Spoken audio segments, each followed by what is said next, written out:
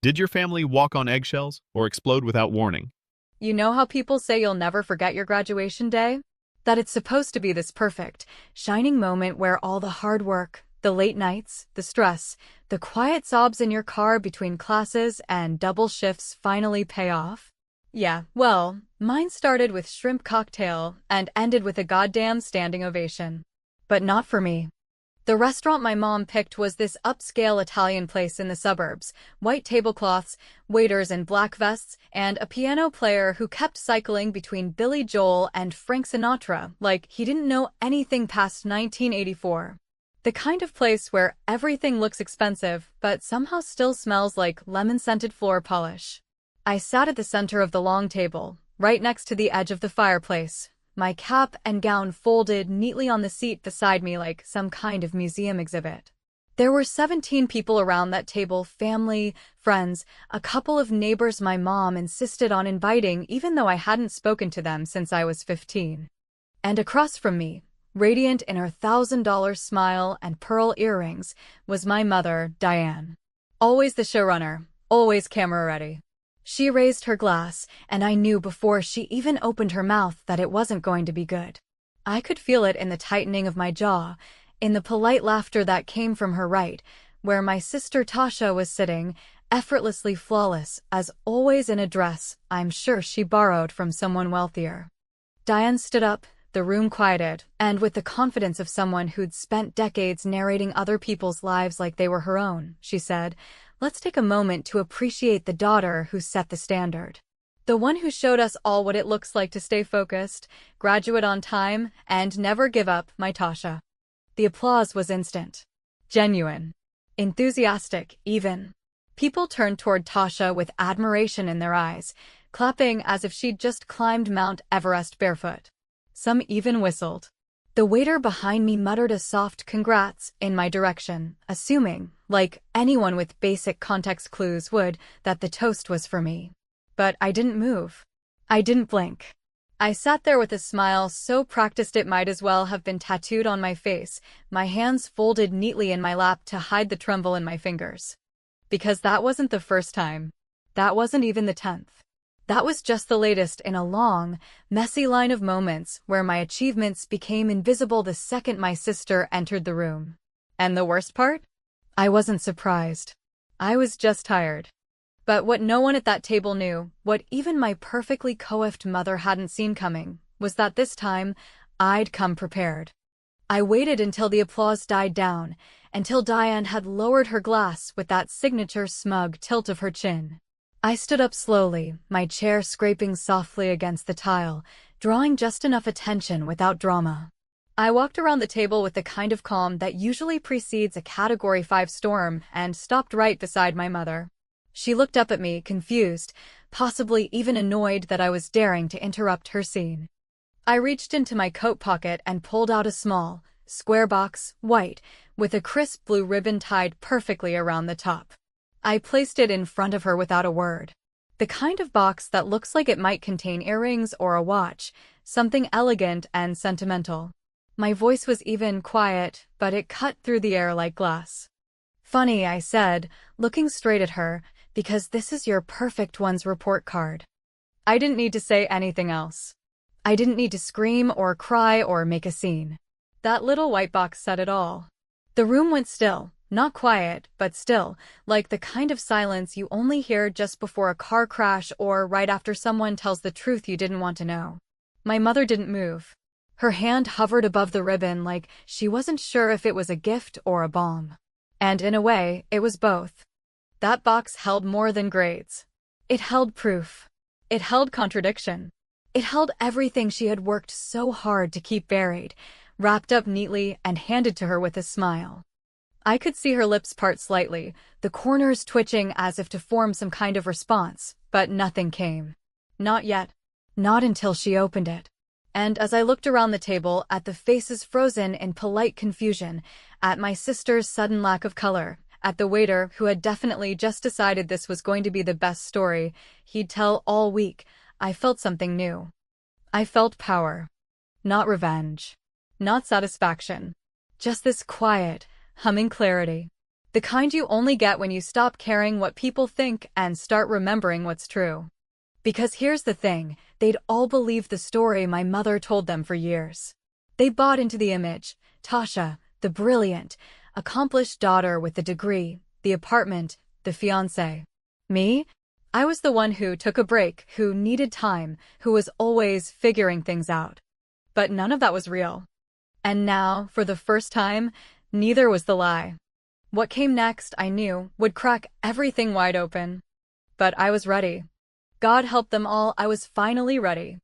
It's strange how the heart remembers things the mind tries to forget, how tiny moments, barely noticeable at the time, can become permanent fixtures in your emotional architecture, small cracks in the walls you build to keep your dignity standing. Yet cracks that never quite seal no matter how many years pass. I've spent the better part of my life convincing myself that what happened at that dinner wasn't inevitable, that it was just a bad night, a slip, a final straw. But the truth is, that moment had been coming for years. Creeping up slowly through every quiet dismissal, every unacknowledged effort, every comparison dressed up as advice, until the weight of it all became unbearable. I was never the favorite.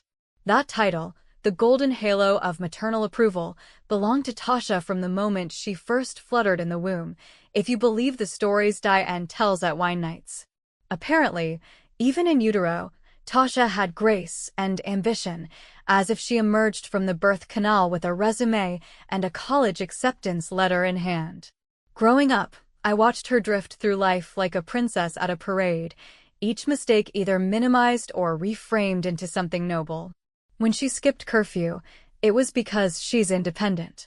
When I came home 5 minutes late, I was reckless and disrespectful.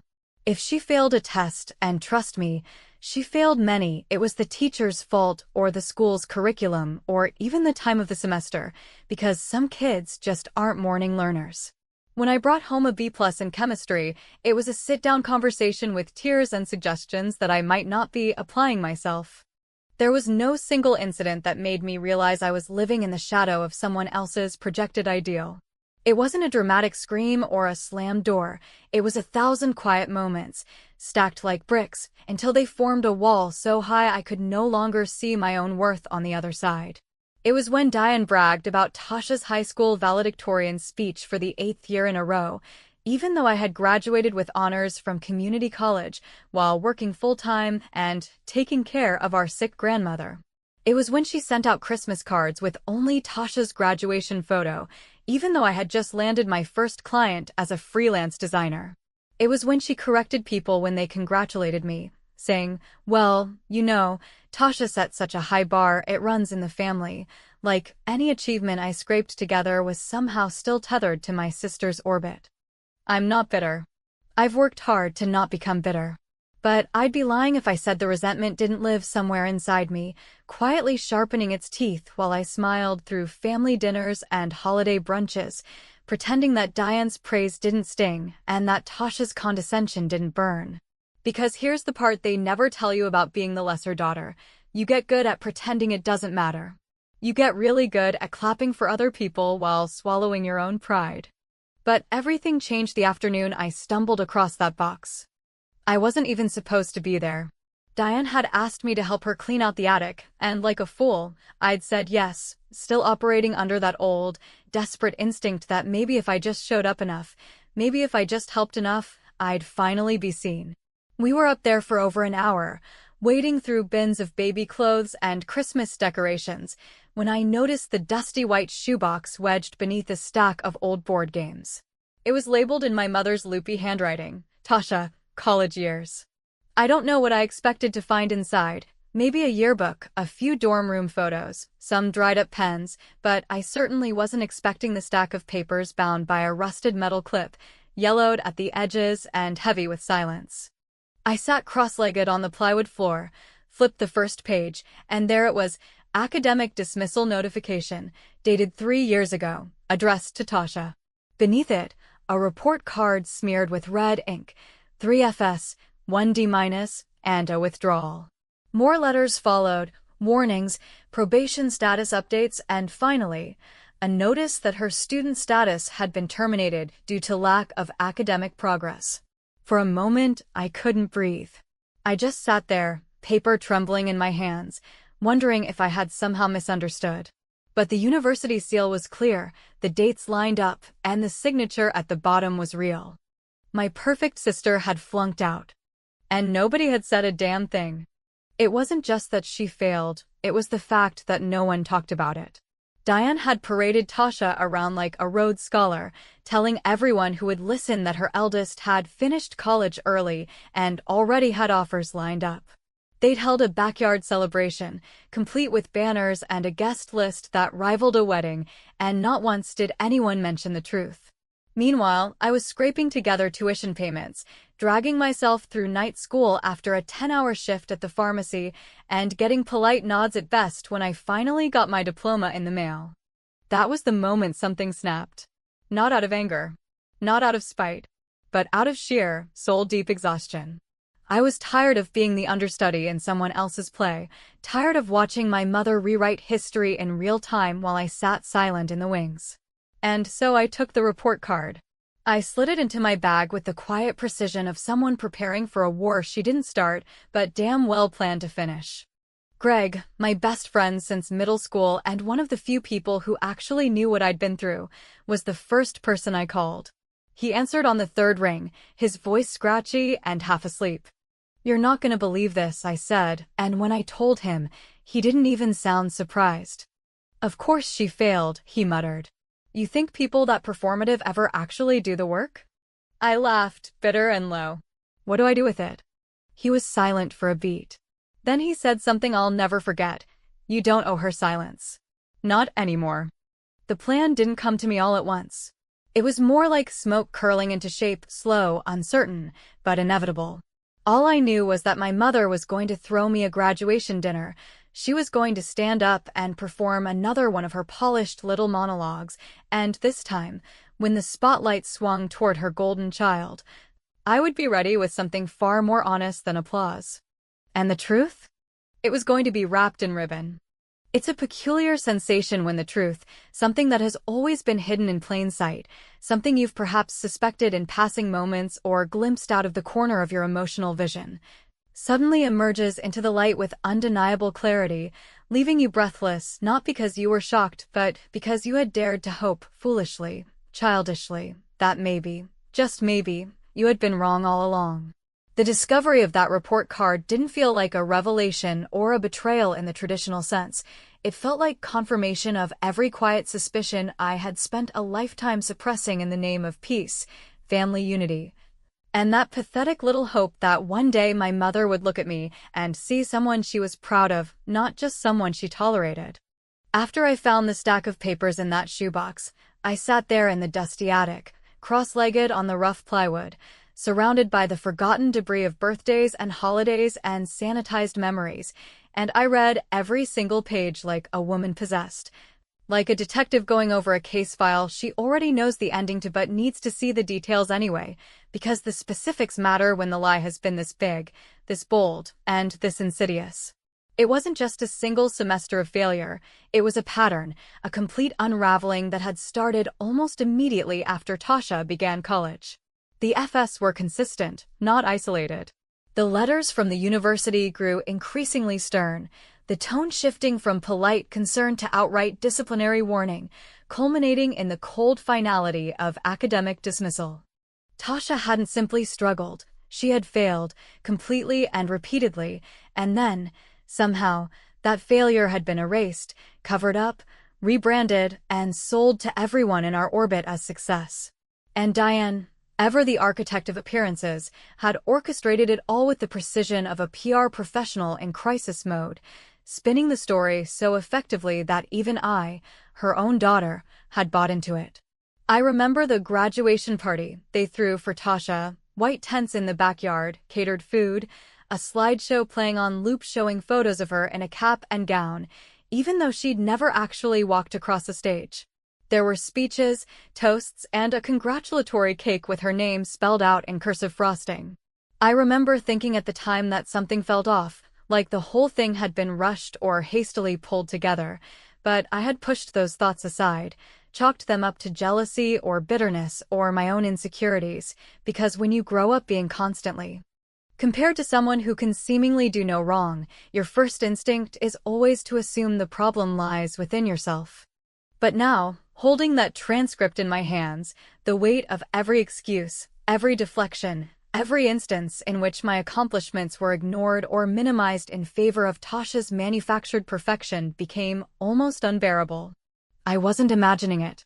I wasn't being oversensitive. I had been gaslit for years, trained to question my own reality, taught to accept less than I deserved because the truth, had it ever come to light, would have shattered the fragile house of cards my mother had spent decades building. The more I thought about it, the angrier I became, not because Tasha had failed, but because I had succeeded in silence. While I was pulling 18-hour days between class and work, while I was figuring out how to afford books and rent and ramen noodles at the same time, while I was crying in bathrooms and pushing through with no safety net or cheerleaders or Instagrammable moments, I had done it. I had finished. I had earned that degree with nothing but grit and caffeine and sheer stubbornness. And yet, here we were, Diane still singing hymns to the altar of her elder daughter's fake success, while using me as a cautionary tale for delayed potential. What do you do when the lie is that big? When it's not just a private deception, but a public performance that's been running for years. I knew I couldn't confront Tasha directly, not because I was afraid, but because it would be useless. Tasha, for all her smugness and backhanded compliments, was just another cog in Diane's machine. She played the role because it suited her, because it came with benefits, because somewhere along the way, she had realized that the easiest way to get love in our family was to be the version of herself that Diane could brag about. The real villain here wasn't my sister. It was the woman who had taught us, in word and in action, that perception mattered more than reality. I started planning that night. The idea came to me in pieces, slowly assembling itself like a puzzle where all the edges are already worn. I would give my mother the truth, but I wouldn't scream it at her. I wouldn't argue, accuse, or break down. That would be giving her exactly what she expected from me: emotion, messiness, drama. Instead, I would give her what she truly feared: silence, composure, and a truth so undeniable it would detonate in her hands without me having to raise my voice. The box came from a boutique downtown, one of those places that sells minimalist gift packaging for people who think wrapping paper is an art form. It was white, square, with smooth edges and a magnetic lid that clicked shut with the kind of finality I found deeply satisfying. I folded the transcript carefully, placed it inside, and topped it with a delicate blue ribbon. No note. No explanation. Just the facts. Greg, ever my co-conspirator in the theater of subtle rebellion, asked me if I wanted company at the dinner, but I told him no. This was something I had to do alone, not because I needed to prove anything, but because I wanted to see their faces without distraction when the mask finally slipped. I wanted to remember the exact shade of Diane's lipstick when her lips parted in disbelief, the way her fingers would tremble just slightly as she untied the ribbon, the moment the carefully constructed narrative unraveled under the weight of a single, undeniable document. I wasn't doing it for revenge. Not really. I was doing it because I needed the truth to exist in the world outside of my memory, outside of whispered confessions to Greg, outside of the silence that had been choking me for far too long. I needed to put it in front of them, her, especially like a mirror held up to a lie, and let her decide whether she could still recognize herself in the reflection. And maybe, just maybe, once it was done, I could finally stop wondering what it would feel like to be enough. Not in her eyes. Not in anyone else's. Just in my own. It's a strange kind of power, the knowledge that you are holding something in your hands, something light enough to carry, but heavy enough to tear the seams of a carefully constructed world, and it changes you in ways that are almost imperceptible at first. Like the quiet confidence in your step, or the way you no longer feel the need to shrink yourself to fit someone else's script.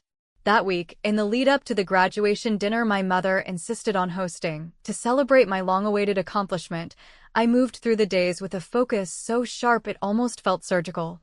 Detached not in a cold or bitter way, but in a calculated, deliberate manner that had nothing to do with spite and everything to do with the dignity I had earned. It wasn't just about the report card anymore, though the box, neatly wrapped and tucked away in my closet, was still very much at the center of my plan. It was about the lie, the performance. The endless masquerade that my mother had managed to maintain for years, and how none of it was built to withstand the pressure of truth once it was finally spoken aloud, or even whispered. And the more I thought about it, the more I began to realize that this wasn't just about Tasha being exposed or Diane being embarrassed. It was about me refusing, once and for all, to be an extra in the staged production of my own life. I was done playing the lesser daughter, the late bloomer, the one who always took the scenic route. I was done letting silence do all the talking. The dinner was scheduled for Saturday evening, and in the days leading up to it, Diane was in full director mode, emailing the restaurant, micromanaging the menu, coordinating everyone's arrival times, even calling me twice to remind me that I should dress appropriately, since this would be the first time some extended family members would be seeing me as a graduate. She said the word like it still surprised her, like it was a title she hadn't fully accepted I had earned, and in that moment, I knew with absolute clarity that she had never really believed I would finish it all. For Diane, the story had already been written years ago. Tasha was the success, and I was the one who couldn't quite get her act together, and every moment of my life that defied that narrative had simply been ignored, like an inconvenient subplot. I could have canceled the dinner. I could have refused to go. I could have spared myself the spectacle. But I didn't, because for the first time in years, I didn't feel like I was walking into a trap. I felt like I was holding the match, and the room was soaked in gasoline. And I wasn't afraid of what would happen when the fire came. When I arrived at the restaurant, the same upscale Italian place Diane had used for Tasha's fake graduation party 2 years earlier, everything was already in place: name cards, white tablecloths, wine glasses polished to a shine, waiters moving like ghosts in perfectly pressed uniforms. I wore a black dress, simple and sharp, and brought with me a gift bag that matched the table's aesthetic so perfectly that no one would have suspected it held anything more dangerous than a scented candle or a pair of designer earrings. I greeted everyone with a smile, hugged the aunts and uncles, made polite small talk with the neighbors I barely remembered, and even complimented Tasha on her new haircut, which was met with a surprised "oh, thanks." That told me she wasn't quite sure what to do with kindness that didn't come laced with sarcasm. Diane was radiant, as always, her hair freshly blown out, her blouse silk and tasteful, her voice the carefully modulated tone of someone playing the lead in a role she wrote for herself decades ago. She clinked her wine glass, thanked everyone for coming, and began what I could only describe as a monologue rather than a toast, because a toast implies brevity and generosity, and this was neither. She spoke about hard work, about perseverance, about how proud she was to have raised 2 daughters who handled things so differently, yet both found their way. But then, right when I thought maybe, just maybe, she had finally learned the art of giving credit without twisting the knife, she pivoted with the subtlety of a sledgehammer.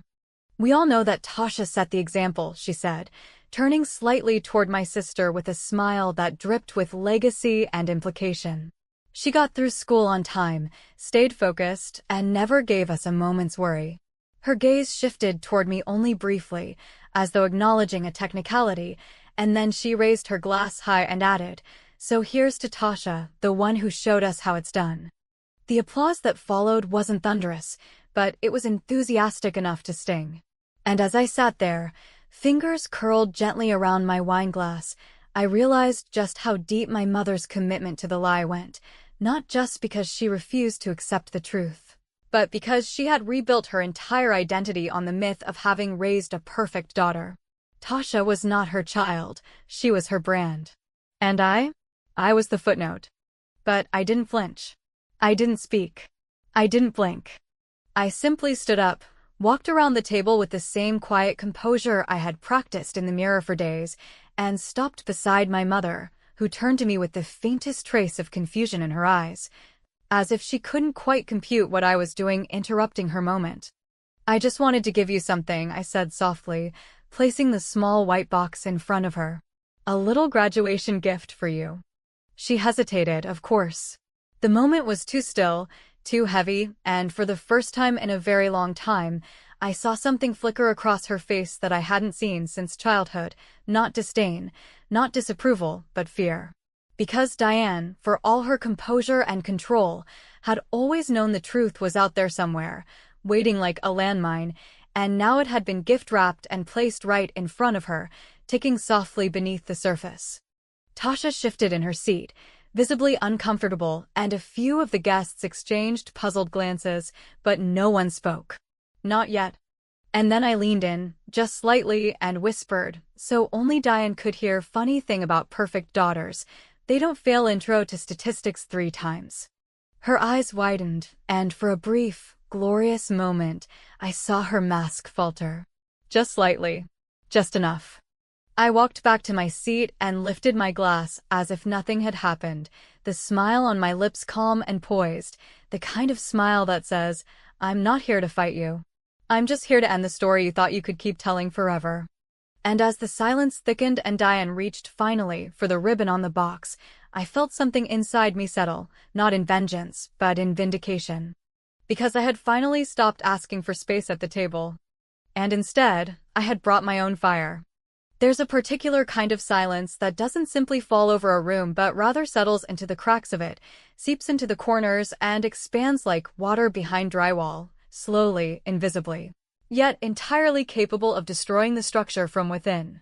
That was the silence that greeted my mother when she finally, after what must have felt like an eternal stretch of seconds, untied the pale blue ribbon, gently lifted the lid from the pristine white box, and laid eyes on the contents that not only undermined the narrative she had so meticulously spun over the years, but also shattered the foundation of the identity she had constructed for herself through the illusion of flawless motherhood.